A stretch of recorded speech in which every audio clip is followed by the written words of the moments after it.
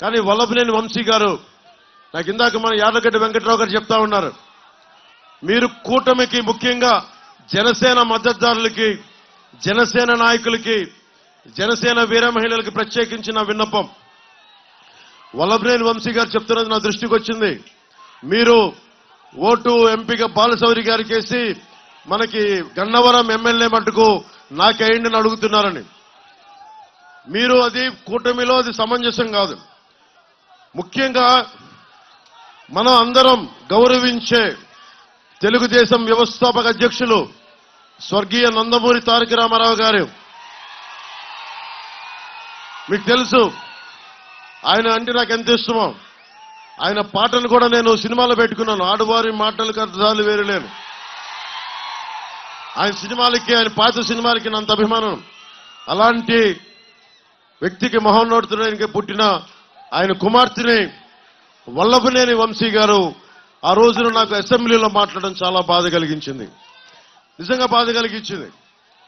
అరే మీకు చంద్రబాబు గారితో విభేదాలు ఉండటం వేరు, లోకేష్ గారితో విభేదాలు ఉండటం వేరు, కానీ వచ్చి నిజంగా పాపం భువనేశ్వరి గారిని ఆ విధంగా కించపరిచేలా మాట్లాడటం నాకు చాలా చాలా బాధ కలిగించింది. జనసేన ఊహించుకోండి, భువనేశ్వరి గారిని అంటే నా సోదరుని అన్నట్టే, భువనేశ్వరి గారిని అన్నట్టు నా సోదరుని అన్నట్టే. ఎందుకంటే మన ఆడపడుచులకి, అక్కడున్న దూరాన ఉన్న ఆడపడుచులకి, అక్క చెల్లెళ్ళకి అందరికీ గౌరవం ఇచ్చేది జనసేన పార్టీ.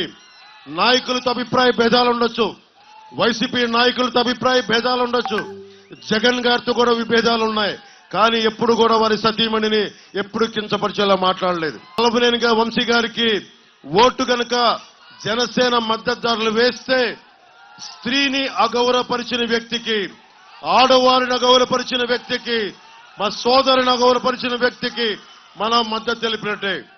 దయచేసి అక్కడెక్కడో జరిగింది మనకు కాదు కదా అనుకోవద్దు. ఒకసారి ఆ నైజం ఉన్నవాళ్ళు, ఆడపడుచుని ఎక్కడైనా సరే అగౌరవపరిచే వాళ్ళు ఎక్కడైనా ఇంకెవరైనా అగౌరవపరుస్తారు. మీ కుటుంబ సభ్యుల్ని అగౌరవపరచచ్చు, మీ అక్క చెల్లిని అగౌరవపరచచ్చు. సరైన వ్యక్తిని ఎంచుకోవడం చాలా చాలా అవసరం.